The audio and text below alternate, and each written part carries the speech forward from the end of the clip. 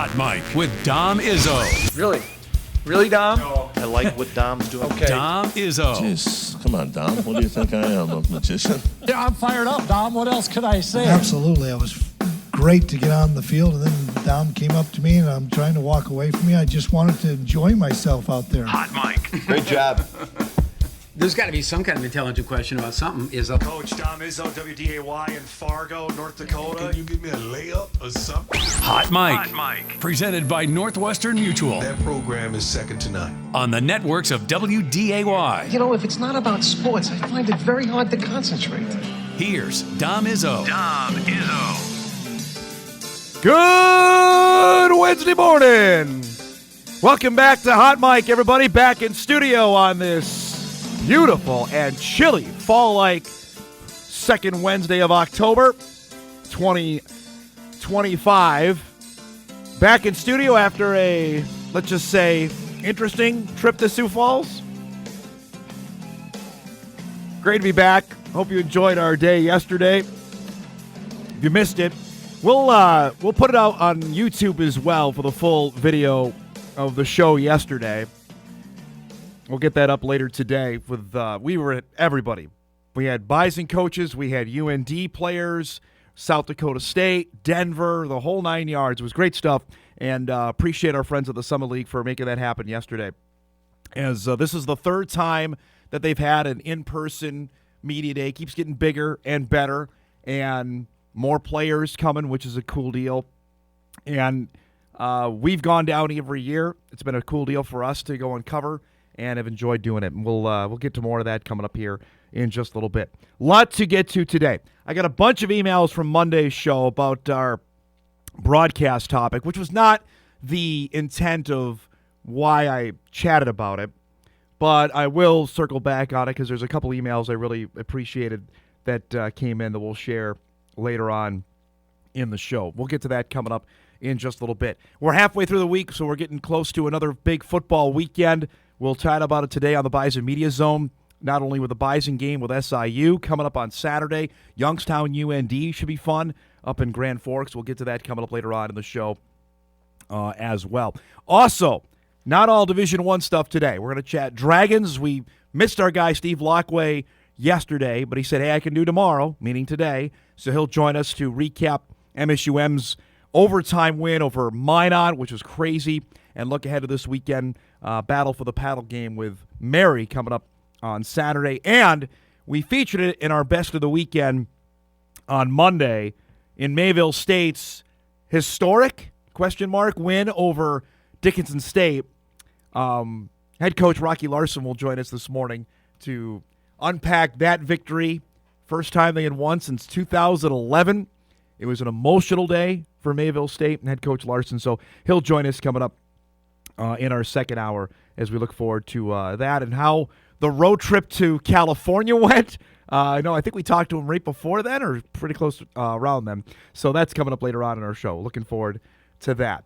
Now, yesterday, as we were busy visiting with the assembled coaches that were there at the Premier Center, which, we had Commissioner Fenton on as well. And if you missed that, we'll have, again, the full show will be up later today.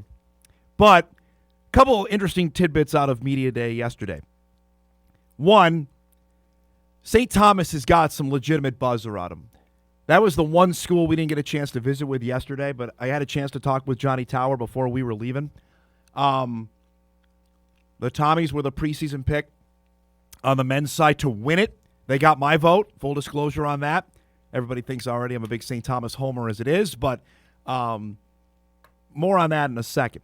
Fenton got into this, and I'll write about this later this week, on the media side of things with the Summit League because their television contract is up after this year. And said over the next couple months that's something they're going to hammer out, whether they return to CBS Sports Network or potentially go back to ESPN. I'm intrigued on that. I think selfishly I'd like to know what the streaming rights are going forward because this is about to start our third year where the in-house rights go to the Summit League Network, where the individual broadcast partners, meaning us, can't stream the games like we did for the first 2 years. I don't know if that's going to change. I would doubt it, but something to look ahead there as well. And on the basketball side, what that means for the semifinal round. Last year, the men's semis were picked up by CBSSN. He told us yesterday that's going to happen again this year, that the women's semis will be on Midco. Men's semis will be picked up on CBSSN. I think what their hope is eventually is that they will have all four be on national TV. Also, it wouldn't be out of the realm of possibility that they get a larger regular season game with CBS. I was told that. That's something that they would like to see. The Missouri Valley Conference has that. With its tournament championship is on CBS. That's a pipe dream, I think, for the Summit League. But if you have two really good teams that are playing on a Saturday, is that out of the realm of possibility? Maybe not. Sounds still kind of crazy to say out loud to me, but we'll see. Here's what the media, athletic directors, SIDs, coaches voted on the preseason poll. On the men's side, as I mentioned, St. Thomas got 17 of the first place votes, including mine, for what it's worth.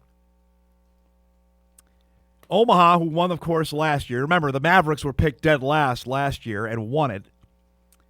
Picked second. The Jacks third. The Bison come in at 4. South Dakota, followed by Kansas City, Denver, UND, and ORU. Remember, Golden Eagles have a new coach. Denver has a new coach. South Dakota State has a new coach. Nolan Minnesali was the preseason player of the year as selected by the assembled voters. I voted for him as well. Actually, I had to take a double take. Like, is he actually back for this upcoming season? Bison had a couple of second-team picks in Noah Federson and Markai Strickland. On the women's side, now, no stunner there, that South Dakota State was picked to win the women's championship. They have not lost a regular season game in 3 years in Summit League basketball. After that, the Bison got 2 first-place votes. I have not found out who voted for NDSU. That was not me.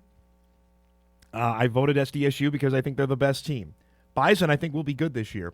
ORU, USD, St. Thomas, Kansas City, UND, Omaha, and Denver. Here on the women's side, you have a new coach at ORU.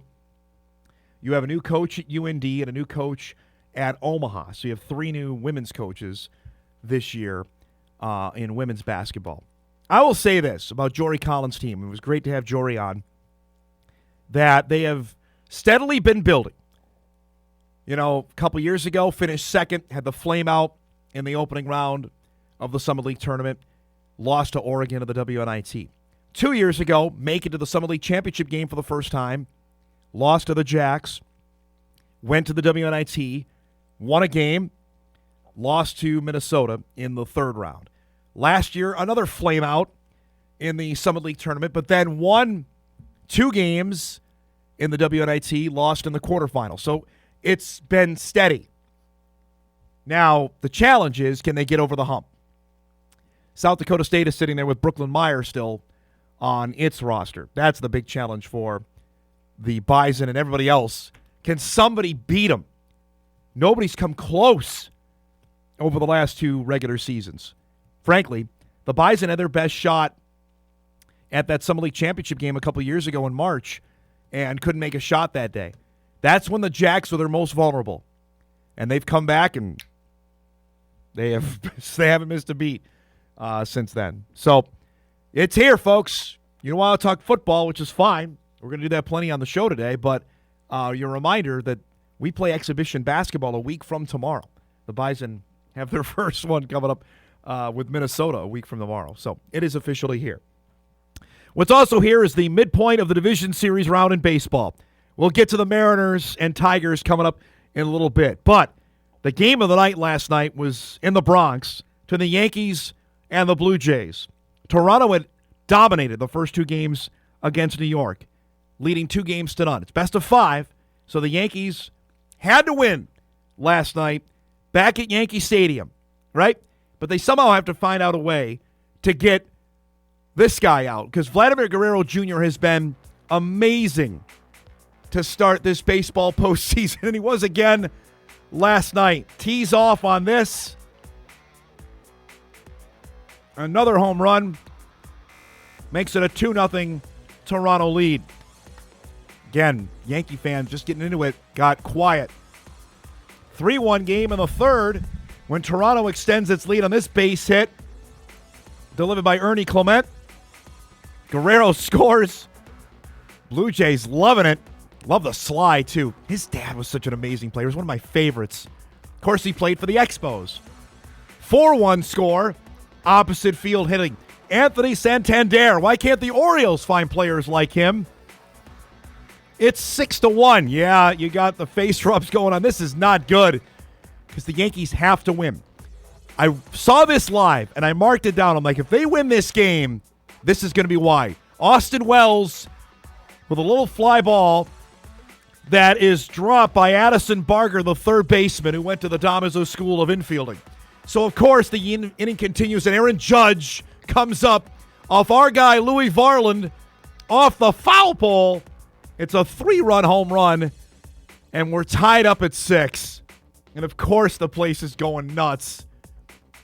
That was, we talk about signature moments in the postseason, signature home runs. There's one for Judge when his team absolutely needed it, cranked it. Of course, that place was going to go nuts. Ties the game up at 6.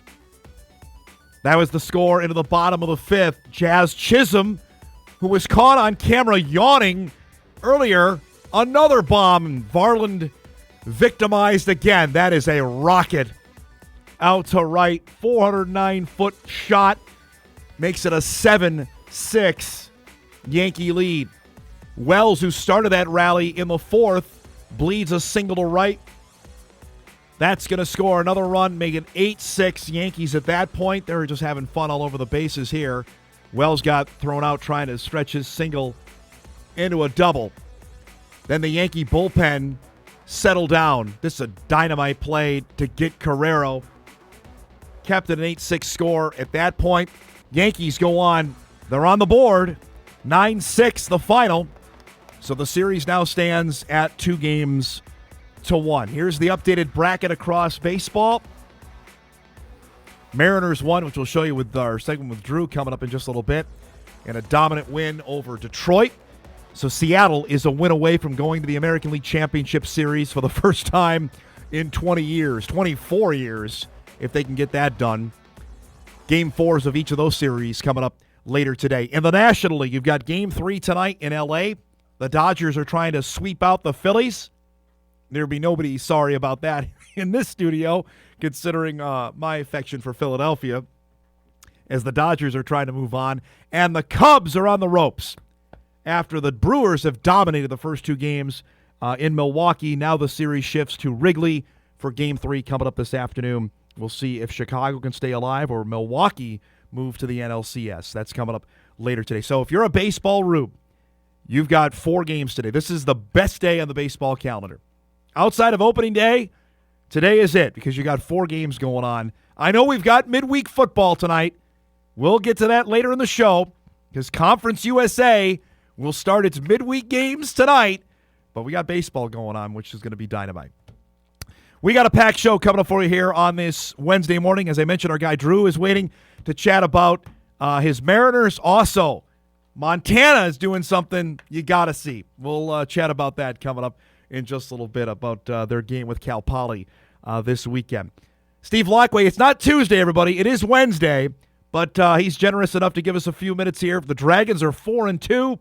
They're heading on the road to take on UMary. We'll preview that for the Battle for the Paddle at 9:35. And Rocky Larson, Mayville State head football coach, will join us after the Comets had their big win over Dickinson State. Reflect on that and how this first year has gone in the Frontier Conference. That's coming up at 10 o'clock. That and a heck of a lot more here on a busy Wednesday. I mentioned it's Bison Media Zone Wednesday, so our guy Mike McFeely will be along at about 10:35 to chat about and the issue at SIU. We are off and rolling. Hot Mike back after this on WDAY Extra, KSFL, KNBN, and Inforum.com. The biggest Seahawks, Sounders, and Mariners fan in the FM area. It's time for Views with Drew. All right, cannot confirm or deny. Did you tip over any cars in the DAY parking lot on the way coming in? Not on my way in. If this were tomorrow and we have a good outcome tonight, I'd say watch out. So the game was delayed how long? 3 hours. Man. So Not that I was counting. Yeah.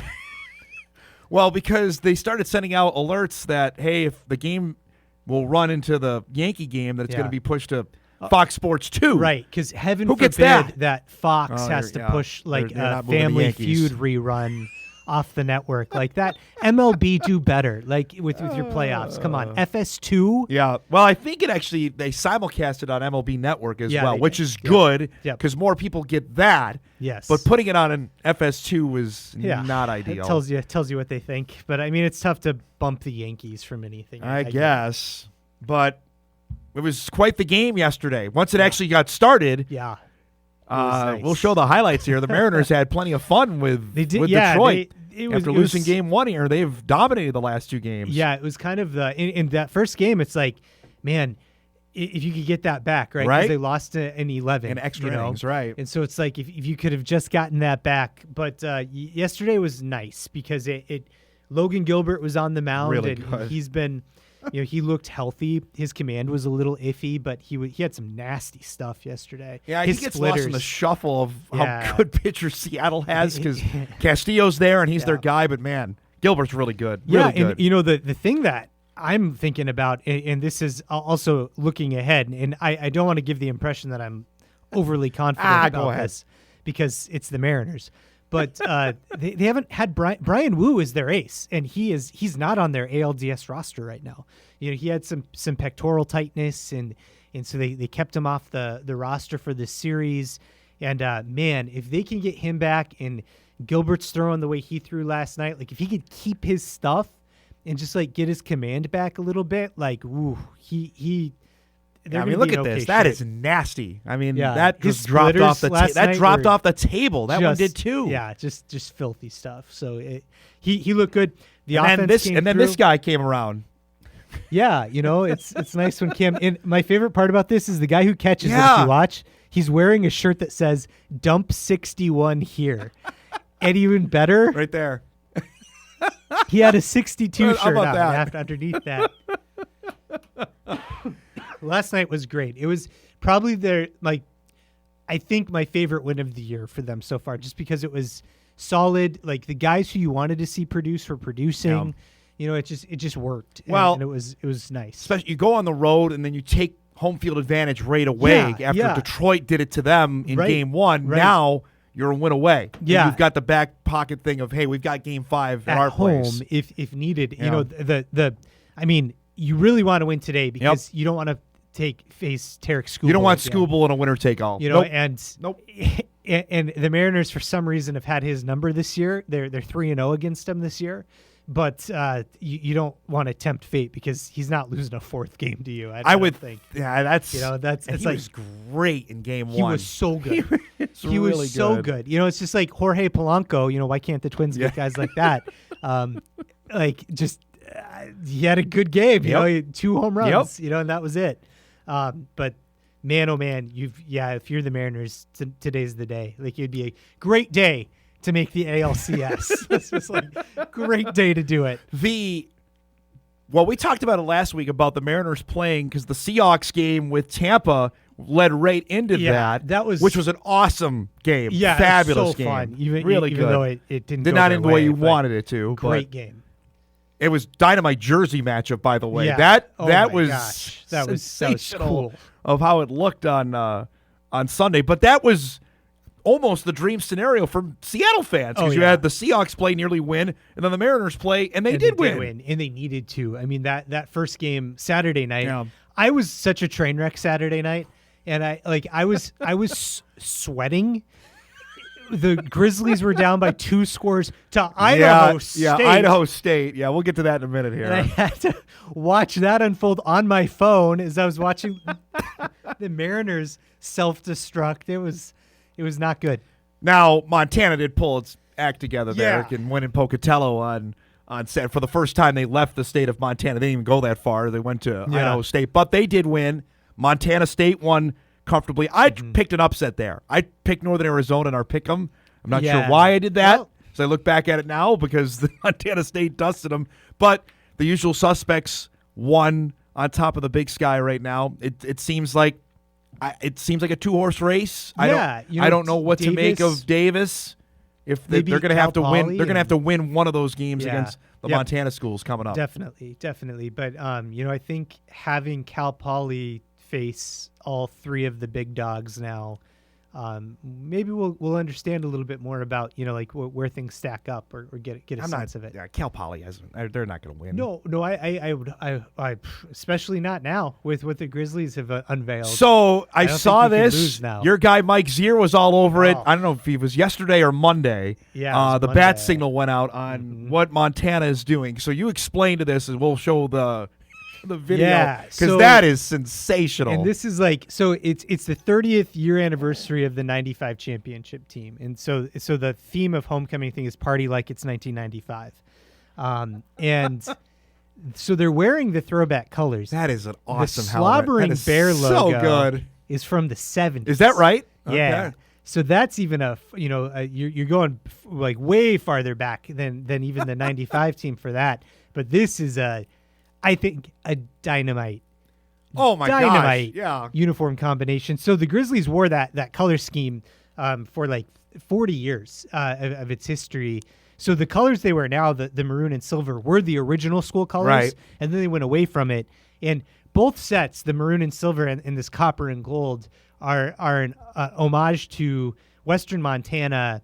Was such a deep mining industry economy.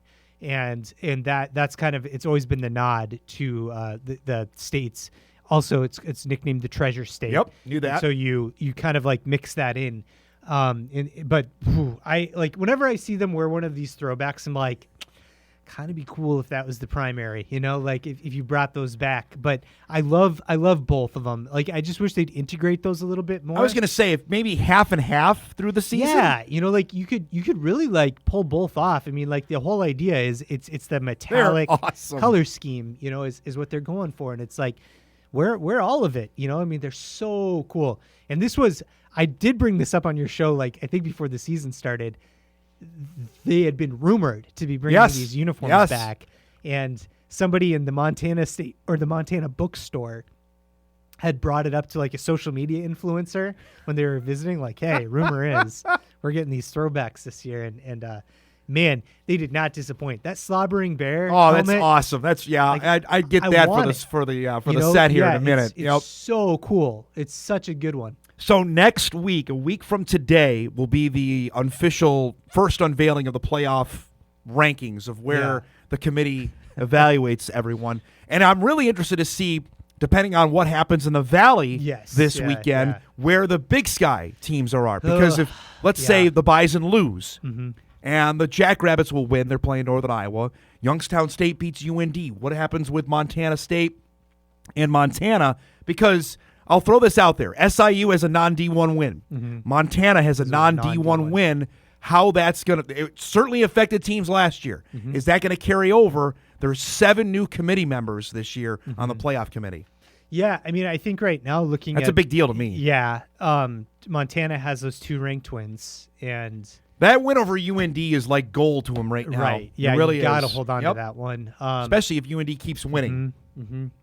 Idaho's win looks okay right now. It's okay. It's not It's great. not as good as the UND one. Nope. And so like so much hinges on, like we'll see all the bracketology, but so much hinges on that on the Montana State game. Yeah, because if the Bison lose to SIU and the Jacks win, SDSU moves to the top spot. That's just how it's going to work. Yep. How far do the Bison drop? Because the pollsters always punish NDSU. Always. Yeah. Always do. Even if it's to a top 7 team like SIU. Right. Yeah. I don't know.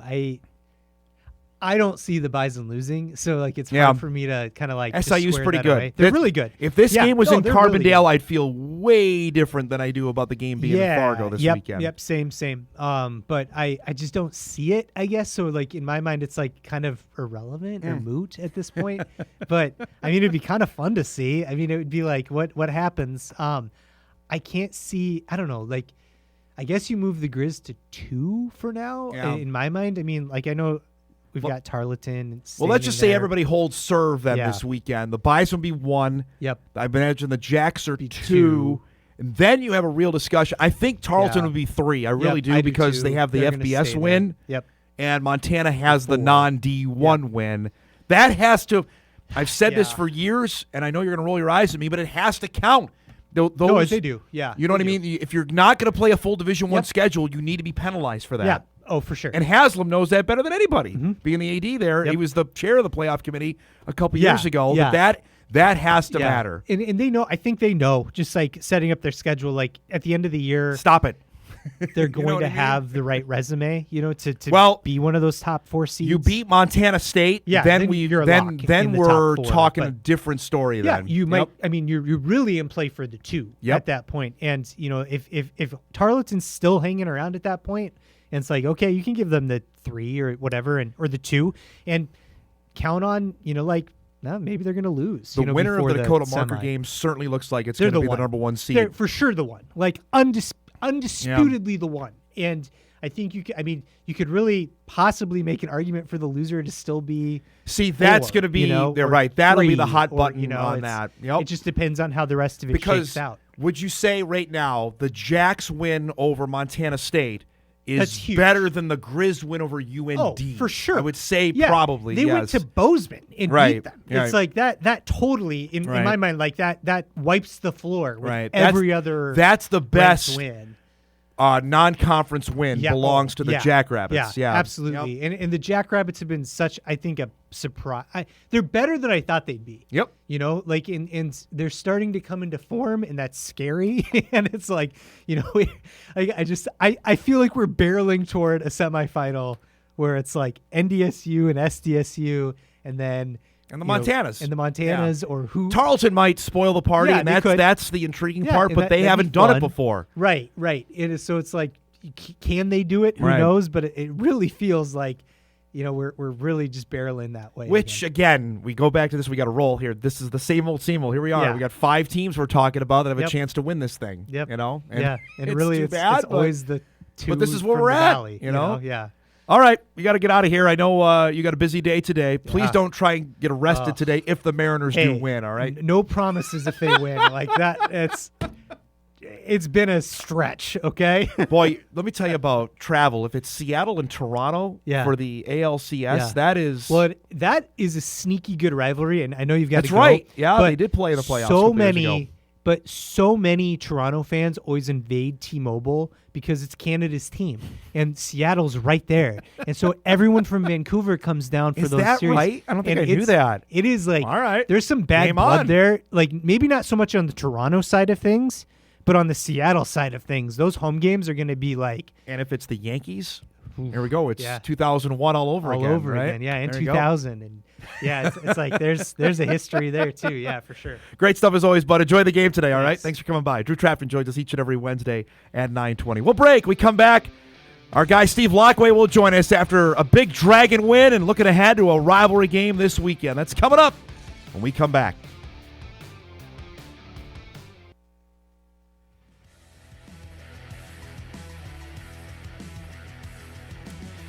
Welcome back, everybody. Do not check your calendar here. It is Wednesday. Got Bison Media Zone coming up about an hour, but our next guest normally joins us on Tuesdays, but he was magnanimous enough to say, hey, I could do Wednesday, so we got him for a few minutes today. Dragon head football coach Steve Laqua joins us after MSUM's heart-stopper of a win on Saturday. We featured in our best of the weekend. They beat Minot State, and he joins us this morning. Now, you're a man of routine. Is this throwing everything off? You're doing this Wednesday and not Tuesday? Well, it was throwing me off, and then you said magnanimous, and I was like, I don't even know what that word means here. So I'm thrown off more by that than this routine. All right, so let's go back to the game. So I'm following the game on Saturday when we're in Illinois. You're up 17 with 5 minutes to go. What in the world happened? Yeah, it unraveled real quickly. We get 17. I think they score with 10 minutes to go. We got a chance. So it's a 10-point game, 5 minutes to go. We get the ball. We're trying to get it to the point where we can just get a first down. They use their timeouts with 4:45 roughly to go. It's in there, and we don't get the first down. We punt it away, thinking still, hey, 4.5 minutes, 10 points. They've got 75 yards to go. They've completed 9 passes all season. We're going to be okay. Yeah. But then they just manage. They complete the 9 passes coming into the game. They complete 6 in this game. They go down. We fall down on a pass. They score. They get the onside kick. Then they get that thing. I'm still thinking, okay, it's fine. They're gonna throw an interception. This is not a team that throws. We're gonna be okay.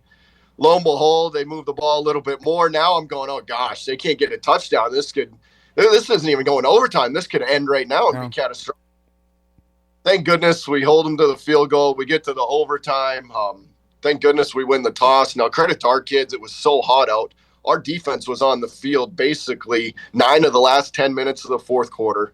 They're in the first overtime. The fact that we can gut out a stop where Devin Beach is isolated, tired as heck, makes a tackle on second down. Tate Gustafson makes a huge tackle on third down to force the field goal.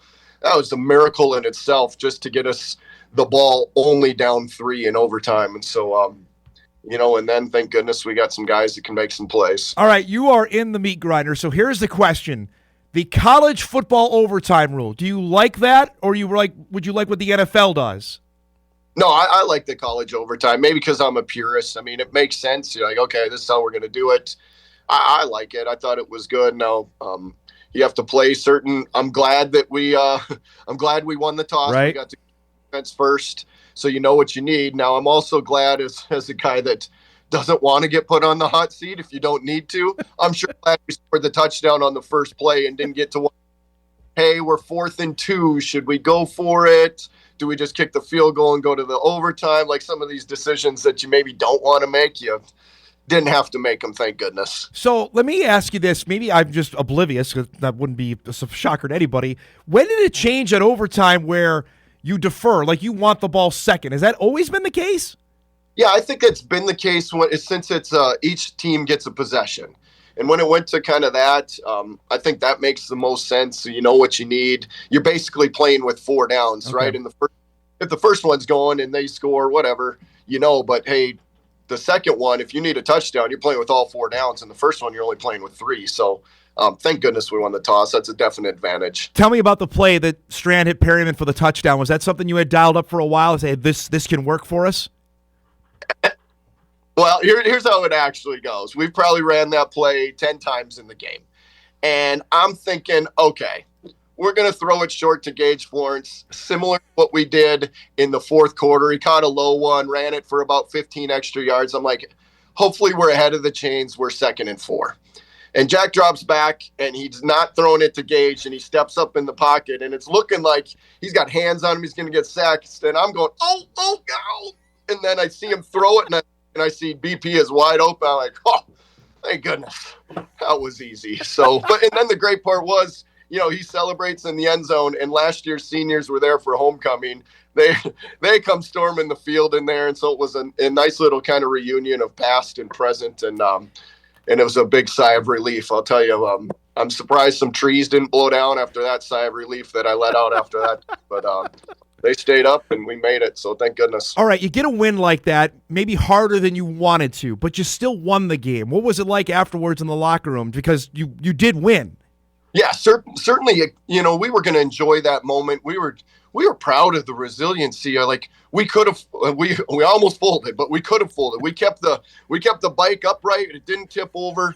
We had dug deep defensively. Like, hey, they had to gut it out. Their jerseys, I swear, they had to weigh 5 extra pounds. There was so much sweat and water on those guys, and they had played so much football in that fourth quarter. And we're so immensely proud of the sidelines. Hey, we were poised. We didn't waver. Now, maybe we were just shell-shocked, and that's why it didn't seem like anyone was panicked. I don't know, but there was no panic. The guys stuck what they needed to do. Now, on Monday, praised those same things in the team meeting, but also talked about, hey, let's look at this critically. This is kind of like a student that doesn't study all semester, and then here in the last couple of weeks is working really hard and worn out and tired and complaining about how tough it was. And I'm like, we made a lot of these old problems on ourselves. We brought them on. And so we've got to be better and not be able to do that. We need to put this thing on ice and get off the field and easy. Now you got another rivalry game, another trophy game coming up this weekend on the road. Mary has been better in football. They've changed their staff. What have you noticed about their program that's got your attention? Well, they're pretty effective on offense right now this year. They're over 400 yards a game. If you look at even defense, you compare the statistics of points scored, offensive yards, defensive yards given up, and you look at the two teams, we're not that far apart. And so they've won 3 games. They've been effective. They're getting good quarterback play now that this kid's back and healthy. They lost a couple bad, but they were playing without their quarterback. And so during that time, they had to use the Mandan quarterback, Hudson Sheldon. They use him in Wildcats, and that was pretty effective. And now they've kept that into their offense. So really, it's like you're preparing for 2 different offenses that they've developed in this kind of 6-game stretch.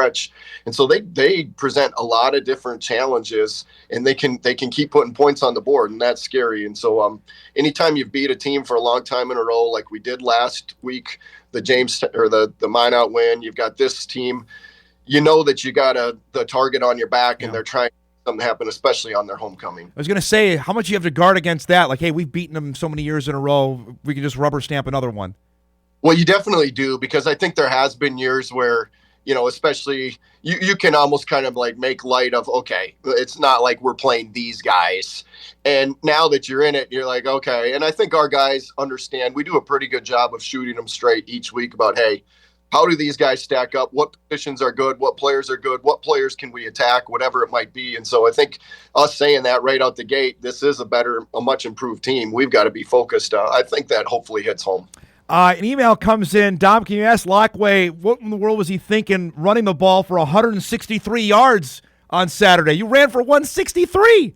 Yeah, crazy, isn't it? And, here's the wild thing. We have a running back who rushes for 94 yards, not 100 yards even in the game. And I get he caught 9 passes for 60 yards, something like that. But he rushed for less than 100 yards and was selected the player of the game. Like, that's where the standard is for our we get the email about 100 yards. But the great thing is this year, we're talking about rushing yards. Last year, we were counting it in feet to help us feel better about things. Like, how many feet did we rush for this game? And that just feel better. So at least we're talking in yards this year. Was that just a one-game deal because you saw an advantage there? Is that something you want to continue to try and implement going forward?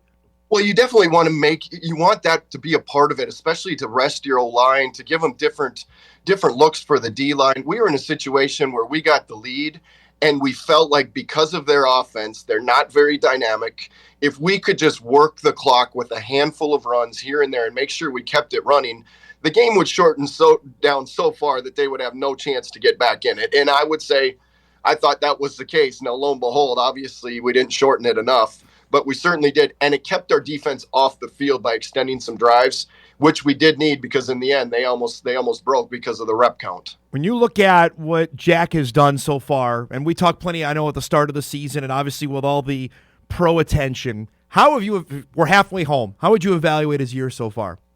He's playing really solid. I think if you look and say, what's one thing that he wishes, we all wish that he could turn around and be a little bit better, the interceptions. Yep.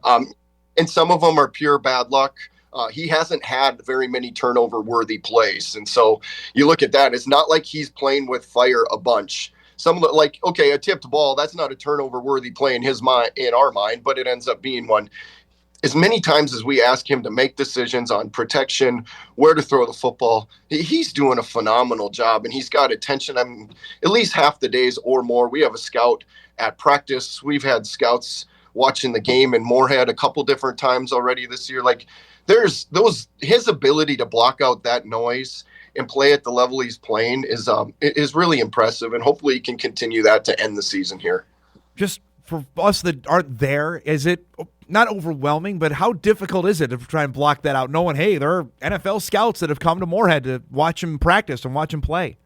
It's almost better that it's happened so frequently that it becomes just kind of like normal routine. Since fall camp, we've had at least half to 2/3 a scout at every single practice. And so the routine is pretty similar, where you see him standing in the corner of the track and, the conversations with the coaches afterwards, whatever. And so I think because it's happened so much, it's become routine and guys don't know it all. So I think it's been good. My guy, Adam Jiskra, is no longer the all-time touchdown receiving leader in MSUM history. Great player. What about Brady Perriman? We've talked about, we had him on the show when he won the game last year against Duluth.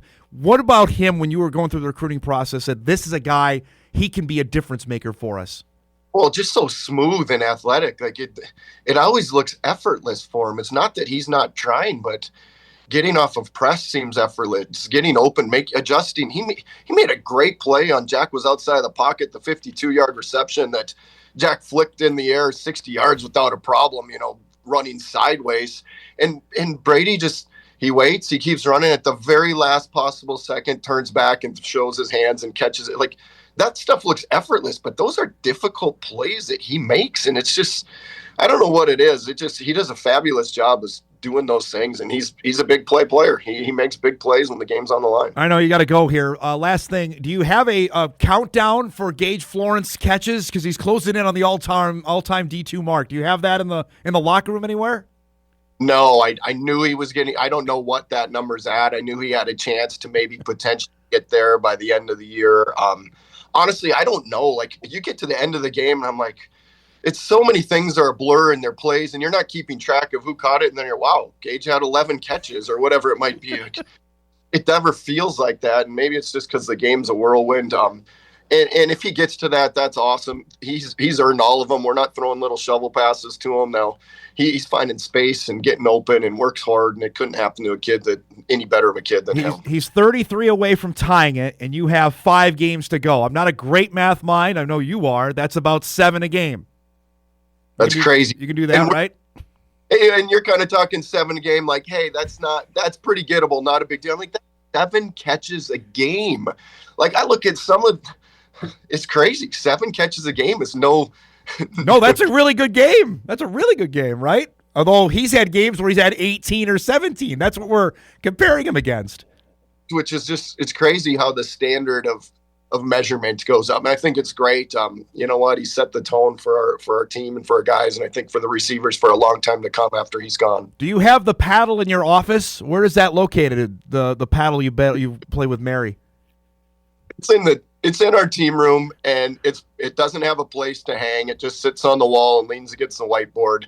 But its main function is, if the batteries on the remote control for the projectors go out, it allows us to up and push the button with it. So for the last, whatever it's been, decade, thank goodness we've been winning, and we have been able to turn the projectors on, because if not, we're going to have to put a budget line item in for batteries, and it could be a tough day for Dragon football. Well, so we got to win to keep the projectors and those going in the team. I know budget strings are tough, so you better come out with a win on Saturday. Thanks for being flexible this week. Good luck, and we'll talk to you next week, okay? Sounds great. Thanks. There we go. Steve Laqua joining us on this Wednesday morning. Normally gives us on Tuesdays, but we were gone yesterday. We appreciate his time. Dragons and Mary coming up Saturday afternoon in Bismarck at 2. We'll take a break. We come back. We'll wrap up our first hour. Rocky Larson, Mayville State head football coach, coming up in hour 2. We're back right after this.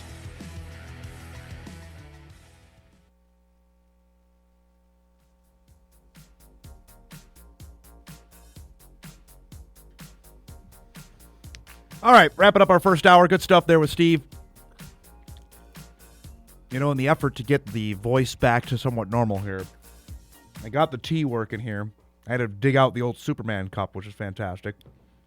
It also got me an excuse, and Eric can verify this, that yesterday I went and bought Jolly Ranchers, which I have been Jolly Rancher free for at least a year since the watermelon crisis of 2024 that we're all well familiar that listen to the show. But it's a blatant excuse now. You got to keep reading, everything on the internet, because everything on that is accurate, that you got to keep the throat wet. You got to keep, you want to get it back. Especially you got to talk for 2 hours. You got to do whatever you can. So blatant excuse there to go down the Jolly Rancher path. But I got the worst one. I got grape here for those that are listening. Grape is just, what are we doing? I already had the watermelon one earlier in the show. Got a cherry one here. The blue raspberry is actually sneaky good. I was not a big fan of that, but I had one last night. I'm like, hey, you know what? That's actually better than I initially anticipated. So, we're getting ready. We have the Izzo Candy rankings coming up here in 3 weeks. I know everyone's on bated breath for that, especially after the Crunch people emailed us a couple years ago. That's our big claim to fame for those that are newcomers to the show. What was that, Eric? 2022, I think it was, when we put out the candy rankings, and I had it listed as Nestle Crunch, and we tweeted it out, and the Crunch people said, hey, we appreciate this, but we're no longer owned by Nestle. We're just Crunch Bar now. So we've gained notoriety from this. Anyway, many know my candy likings or not, but blue raspberry has moved up. Apple stinks. Apple and grape can kick rocks. They're fine as fruit, but as Jolly Ranchers, no, we're donezo on that.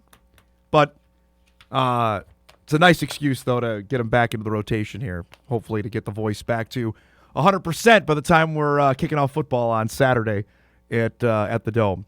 We'll break. We come back. We'll start our second hour. Rocky Larson will join us, Mayville State head football coach, after the Comets' big win over Dickinson State. That's coming up. We come back after this. This is Hot Mike. Hot Mike. On the networks of WDAY. Here's Dom Izzo. Welcome back, everybody. Hour 2, ready to rock and roll on this Wednesday. Remember, Bison Media Zone coming up in about a half hour. We'll chat and the issues matchup with Southern Illinois and the other Valley games coming up. We'll do that in about a half hour's time. We mentioned it on Monday as well on our best of the weekend. If you missed it, and you missed a doozy of a game up in Mayville where the Comets knocked off Dickinson State in triple overtime. That alone is noteworthy. What adds to it was the first time that the Comets have beaten Dickinson State in football since 2011. That's a long time. That's 14 years, if my math is accurate. Head coach and AD Rocky Larson joins us this morning on the road because he's an AD, because there's no rest for the weary after the big win on Saturday. It's great to see you. Congratulations.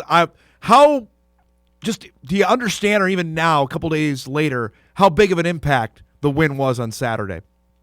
Yeah, I think you have a pretty good understanding when you walk off the field and your phone's blowing up with donors, friends, family, and you sit and enjoy it for 24 hours. But we're also not naive to the fact that the Valley City Vikings are sitting on deck, who I think you and I had a similar conversation about last year, that we knocked them off. And so there's a positive.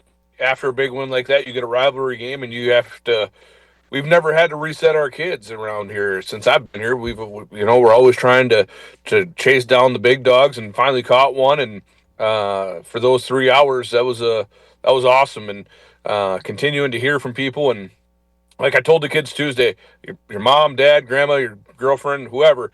Don't listen to how good you are. Back to work. Like you won one game over 3 hours. Now you got to go play Valley City on the road and in a tough Frontier Conference matchup. Take us through the game and how it played out on Saturday. Yeah, fourth quarter there, we went back and forth, and I had a lot of donors upset. We're up 7-0 late in the second quarter, and 4th and 1 from going in at the 6, and we go for it, and we get turned away, and people are all kick the field goal, And my philosophy is not going to knock off the chance by kicking field goals. We got to be able to put the ball in the end zone. Late in the game there, it's 4th and 7 with 3 minutes left. We throw an out route. Kid catches it, gets upfield. So we score with 2 minutes left. Our defense gets a stop to send us to overtime. We go first. First play of the overtime, we lose 6 yards. So now you got 2nd and 16 in overtime with a freshman kicker.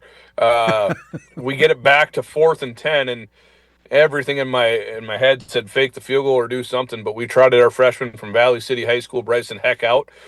Drills 43-yard field goal, would have been good from 50. And the thing about this, and Bryson won't be mad at, he was 2 of 13 in warm-ups. So you're sitting there like, man, he missed 11 kicks in warm-ups, and we're going to trot this kid out here to beat the defending champs. The kid drills it. They get a field goal, and in double overtime, they march down the field, score, and get to 2. and that's that's almost feels like the backbreakers. All of a sudden now you're down 8, and we throw a wheel pattern. Kid catches a one hand catch in the end zone on the first play, and then we get the 2-point conversion, and we go for 2 on the next one. We had Coach Olson and I talked. We had 1 2-point play we liked, and we ran it in third overtime, and thankfully enough, our defense gets a stop in the third overtime on 2-point plays to win that football game. Talk about back and forth. We just saw the emotion there. Sorry to cut you off at the end of that, but the team spilling out. And we're going to show a photo here in a second of you giving a monster hug after the game. Those are the kind of wins you mentioned earlier about your phone blowing up, though. What is that like in the locker room going off after you win a game like that? Unbelievable. And there was no fear in our kids and that's I told them Monday, I wish I could bottle up. Like, there was never any nerves, there was never any fear. Like, hey, we had it the whole day. And you try to teach these 18 to 22-year-old kids this all the time and how to attack life, and it's more than football, and they just continued to attack and continued to play. And you get back in the locker room, and I mean, first you can't get through the tailgate because you get stopped every 2 seconds, and it took me an hour to get back to the locker room. But to see the joy and the success, and you get it. You work out in January, February, it's negative 20 degrees out and wind's blowing and snowing, and you got to get your butt out of the dorms and get to the weight room. Like, that's why you do it. You do it for 10 Saturdays of 3 hours, and you give everything you got, and you finally chase down one of the big ones in the league, and it feels really good. Thinking a couple years ago when you won a couple games total for the year, now you got another ranked win. Are you even maybe ahead of your own timeline of where you wanted to be with this program? I think, yeah. I mean, that's a loaded one because, you graduated 36 seniors last year, and we graduated 18 of our 22 starters. So I had no clue. But the thing about what I'm most proud of, we don't have kids going into this transfer portal. We're still tucked away from NIL. We're still, this modern college football hasn't hit Mayville. It's going to. I'm not naive enough to think it's coming. But we're still developing high school seniors and putting them in the program, and these kids have waited their turn.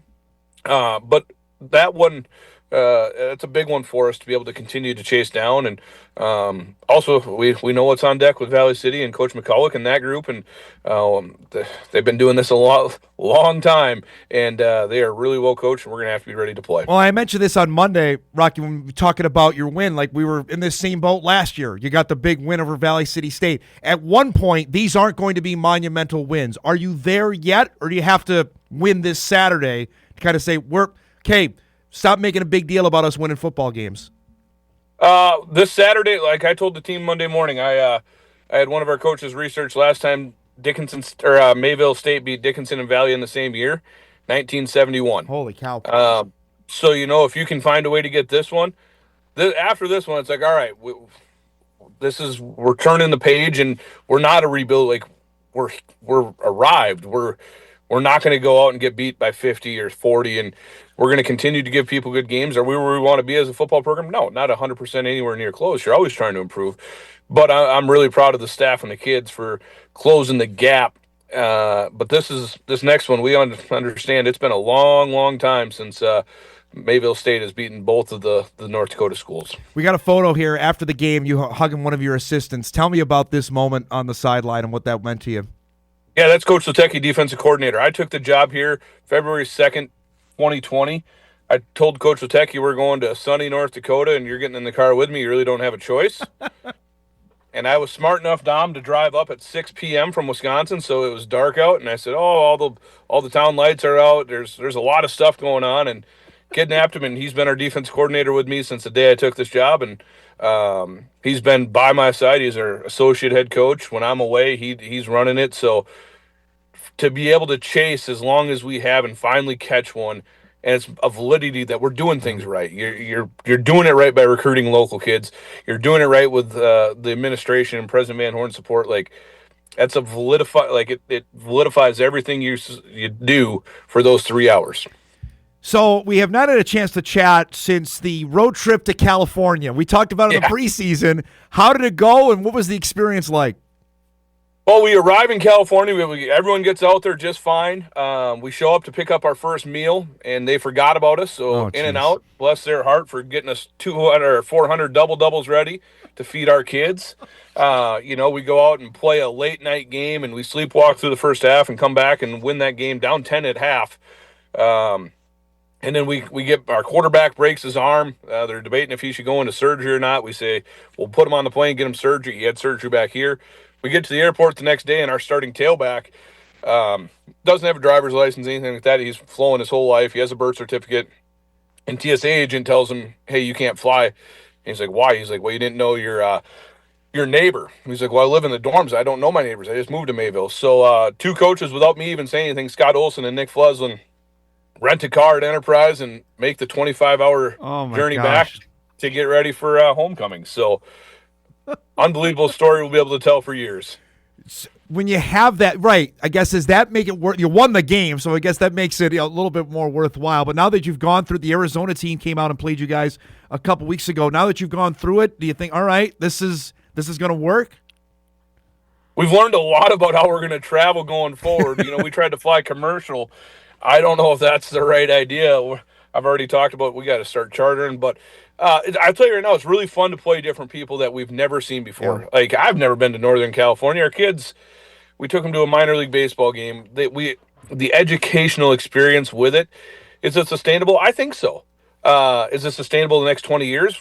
We'll see. Yeah. But for the short-term future, and again, we still get to play Valley City, Dickinson, Dakota State. Like, we still have that.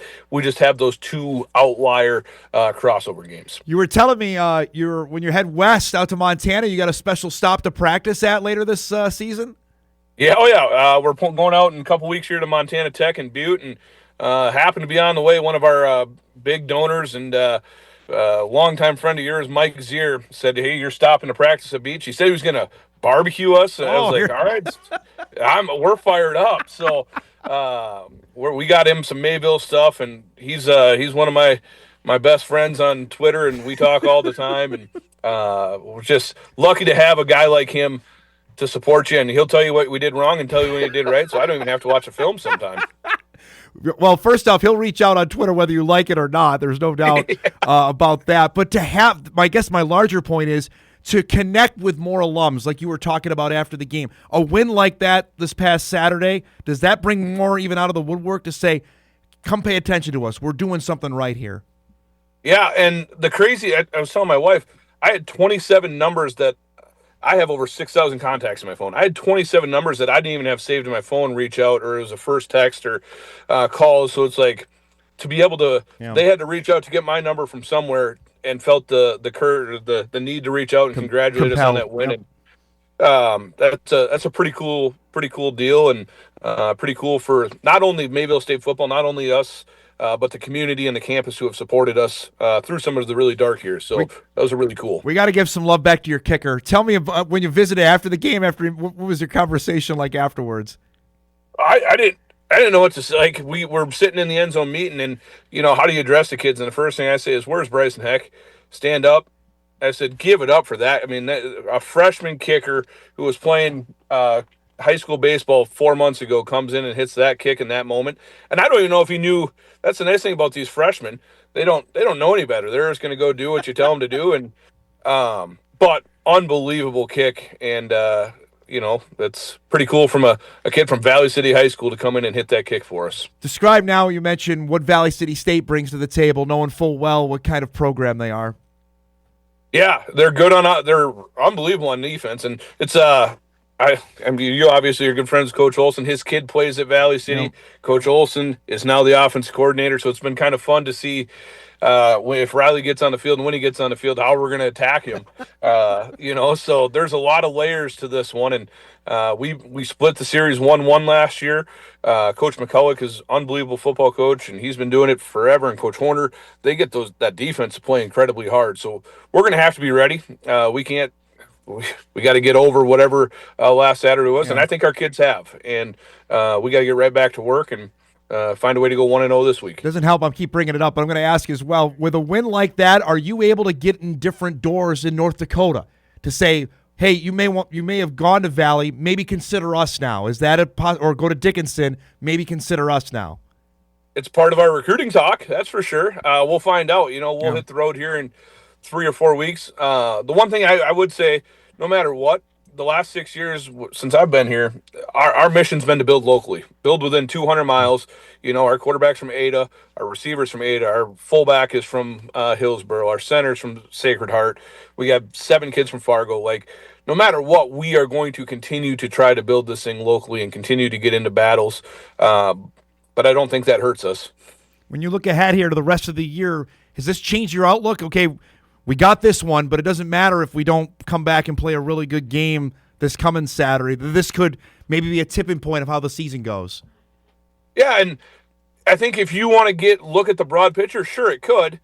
But in our coaches, in our world, we are so week to week, and at the end of the game, someone asked me, "Hey, are you ready to play Valley City?" I'm like, I didn't even know we played Valley City next week. Mm-hmm. Like, I'll worry about Sunday morning who we play next, because you're going to get every ounce of energy and power that we can into who we play that week. So you can get caught looking at the big picture, and this means this.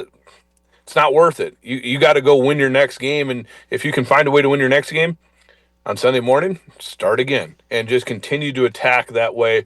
And that's been what we've done here the last 6 years. I know you got to get to the golf course. He's not playing golf. He's watching his Mayville State. That's the thing of juggling this, which we've talked about this before. You're not only in the middle of the season, you got AD duties you got to worry about.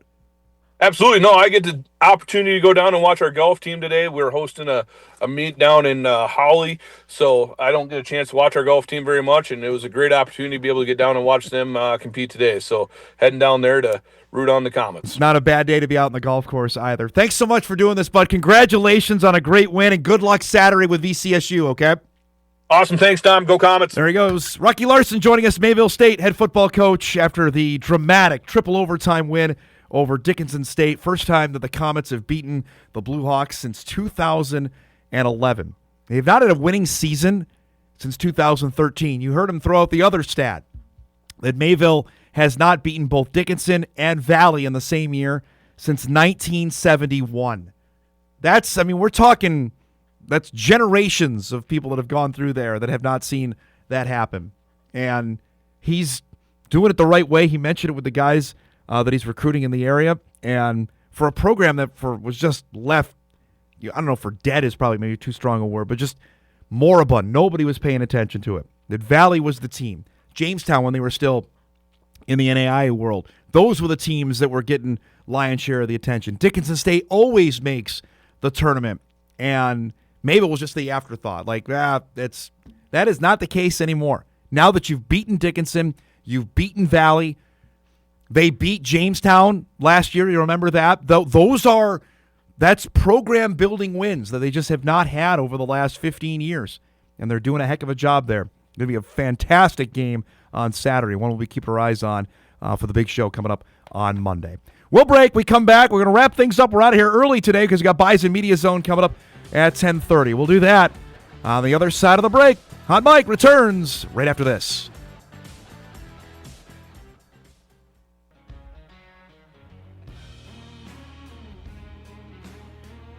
All right, wrapping things up here on this Wednesday morning. I believe tomorrow we're going to have SIU head football coach Nick Hill on the show. We're in negotiations, but I believe we're going to get the Saluki head coach join us tomorrow as they get ready for a trip up to Fargo on Saturday. We'll have more on that coming up on the BMZ in just a few minutes.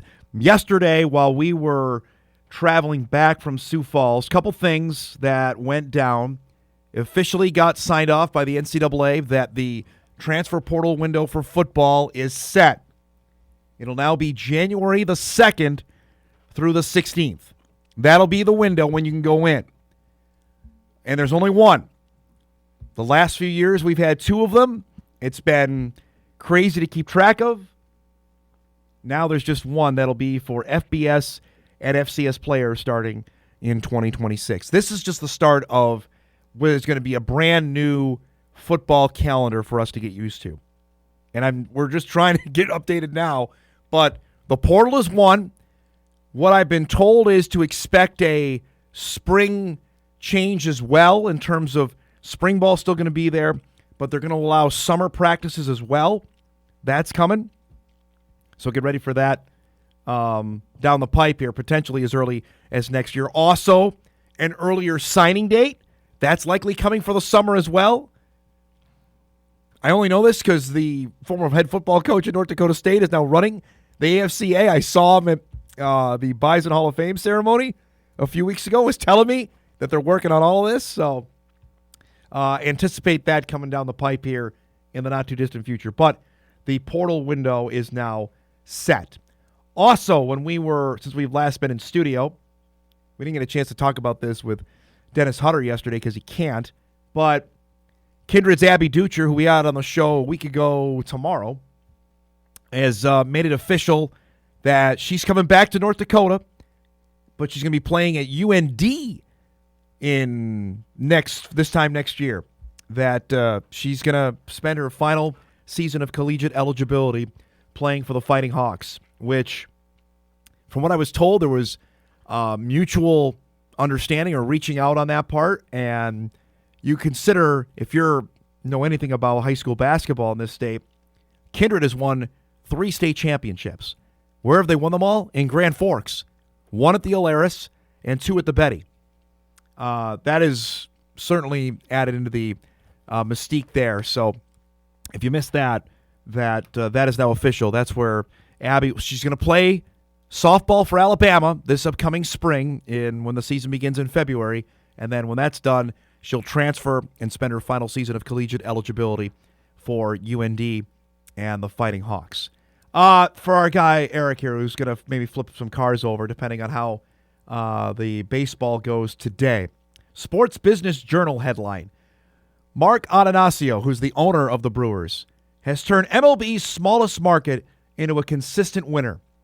Despite ranking 23rd in payroll, the Brewers have won 4 of the last 5 division titles, reached the postseason 7 of the last 8 years, and finished 2025 with the best record in baseball. I bring this up, because he's loving this, but in all sincerity, the Twins have to look at this and say, wait a minute. The Brewers are doing this. Their payroll isn't $158 million. It's not even $340 million like the Mets. But yet they're consistently in the playoffs. They're consistently winning their division, playing with the Cubs. Chicago consistently has one of the highest payrolls in baseball. St. Louis, granted the last 2 years the Cardinals have fallen off. The Pirates haven't been good, but the Reds have been better. And it's not like the AL Central is made up of giant killers. That, to me, if you're a Twins fan and trying to glom onto any sort of hope, the Brewers are the perfect example of that. And you told me you don't even like the owner. This guy, look at that. That's right there in facts is fantastic. I don't think it's the owner. I think it's more the general managers, like getting the players that they want. And if you look at the last couple trades that they've made, they're not pressured into making them at the trade deadline. Like the last 2 biggest trades, Willie Adames we had for 3 years, and now look at Andrew Vaughn. He hit the 3-run bomb in the bottom of the first to tie the game at 3, and I about tipped our car over, but then our brakes exploded. But I mean, look at they're not pressured to make a trade. They know when to sell, and they know when to keep. Now, but you know what? The ownership has to sign off on that, though. There's a part of that. Yes, you're right. The GM has to make some deft moves. Scouts have to be out there saying this is the guy we got to get. Ownership has to be on board with that. And the Twins, clearly, the difference there is what the Brewers have and what they don't. Also, most of the team is homegrown. Also helps there when you can develop guys, which is another glaring difference between the teams in Minneapolis and Milwaukee. Good stuff there. All right, before we go, let's do some what to watch before we get out.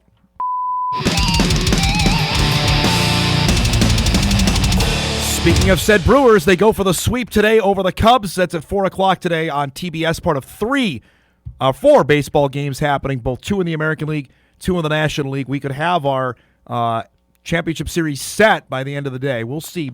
Hopefully we get some further games going. Yes, we've got college football tonight. For my guy who's going to be hosting with me on BMZ, Mo State is playing tonight. Conference USA on Wednesday Night Football against Middle Tennessee State, 6:30 on ESPN2. All you Bison fans are going to watch that tonight. Go Missouri State, FBS football. We got Game 3 of the WNBA Finals tonight. Aces and the Mercury at 7 o'clock. Vegas leads that series 2-0. We got to roll. Thanks to our guests, to Drew Trafton, to Rocky Larson, and Steve Laqua. If you missed any of the show, you can podcast it later today at Inforum.com. You can watch a full replay on WDAY+. The Bison Media Zone is coming up in just a few minutes. We'll see everybody back here tomorrow.